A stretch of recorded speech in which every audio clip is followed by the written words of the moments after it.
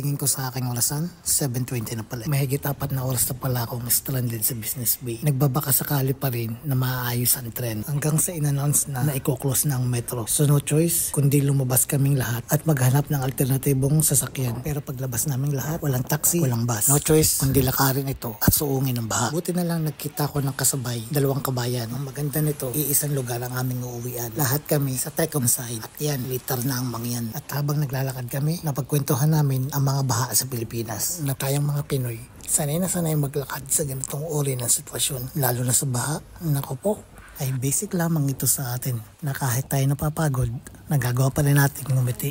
Yan ang nakaugalian na natin. Ganyan tayong mga Pinoy. Naikwento ko na sa kanila na sa amin sa Mindoro ay malimit din kaming bahain. Kaya sabi ko sa kanila, basic lang ito sa atin. Kami nga palang 3 dito ay medyo matagal na rin dito sa Dubai. At ngayon lang namin naranasan ang maglakad ng ganito. Kaya nga sabi ko sa kanila, itong araw na ito ang hindi ko makakalimutan sa tanang ng buhay ko dito sa Dubai. At first time din namin maglakad dito sa lugar na ito. At ang mga ilan, kitang-kita niya naman, lumibad na rin sa bakod na yan. Ang ganito pong gawain ay bawal na bawal po dito sa Dubai. Pero dahil nga sa sitwasyong ito, kaya nagawa na nila yan. Even dito sa nilalakaran namin, ay bawal na bawal din dito maglakad ang mga tao.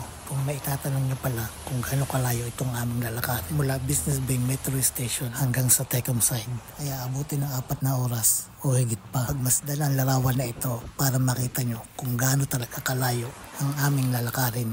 Hindi na rin namin naisipang magpahinga sa paglalakad dahil baka umulan na naman ay mas lumaki pa ang baha. At habang naglalakad kami sa lugar na ito, pansin namin na ang ibang sasakyan ay na-stuck na sa tubig, na ang iba pinagtutulungan pa na maalis sa baha. Pero yung iba, iniwan na talaga sa baha dahil mas mahalaga pa rin ang mga buhay natin. May 1 oras na po kaming naglalakad.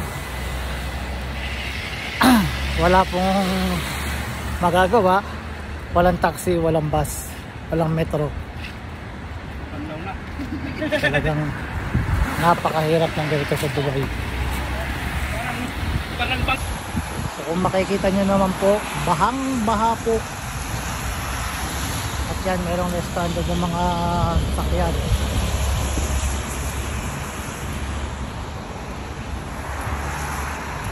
Dito na kami nagsimula lumusong sa baha. Yung iba nga pala dyan naglalakad ay mga nakapaa lamang. Hinubad na nila ang kanilang mga sapatos. Buti na lamang nagsinelas ako. Kung may itatanong nyo nga pala, bakit ako napunta sa Business Bay? Off ko nga pala itong araw na ito. At meron akong appointment sa doktor ko. And wala na rin akong gamot. Kaya napilitan na rin akong pumunta. At hindi ko kinancel ang appointment ko. Kahit alam ko na may paparating na napakalakas na ulan. Ayan ang kinalabasan. Gaor sa baha. O siya, panoorin nyo muna ang pagtatampasaw namin dito sa baha. Hindi ko talaga makakalimutan ang araw na ito sa tanang ng buhay ko. Ay talaga naman.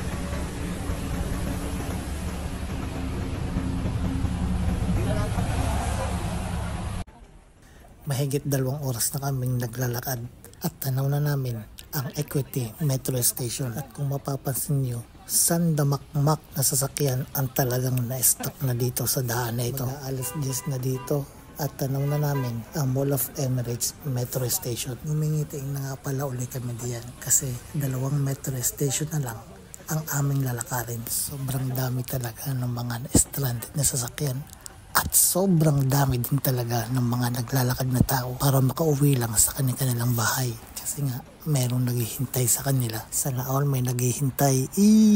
Time check, eksaktong 10:20 na ngayon.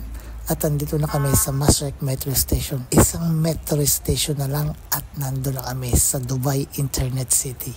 At sa oras na ito, medyo nakakaramdam na rin ako ng pagod at pamamanhid ng aking mga paa. Sino ba naman ang hindi makakaramdam ng pagod? Magtatatlong oras na kami naglalakad na walang pahinga. Buti na nga lang, kinaya ko talagang maglakad. Kasi nga, kagagaling ko lang sa sakit. Buti na lang, andyan ang ating Panginoon na ginabayan kami sa paglalakad hanggang sa makauwi. Iba talaga pag ginabayan ka ni Lord, hindi ka pababayaanan, lalo na sa mga ganitong sitwasyon. At ito na, tanaw na namin ang Dubai Internet City Metro Station. Ilang hakbang na lang talaga at makakarating na kami sa aming mga uuwian. Hindi lang pagod ngayon ang nararamdaman ko, pati pagkagutom. Gutom na talaga ako that time. At salamat sa Panginoon kasi hindi nila kami pinabayaanan sa paglalakad. Kaya huwag natin kalimutang magdasal sa araw-araw. Maraming salamat po sa panonood mga idol. God bless po sa lahat.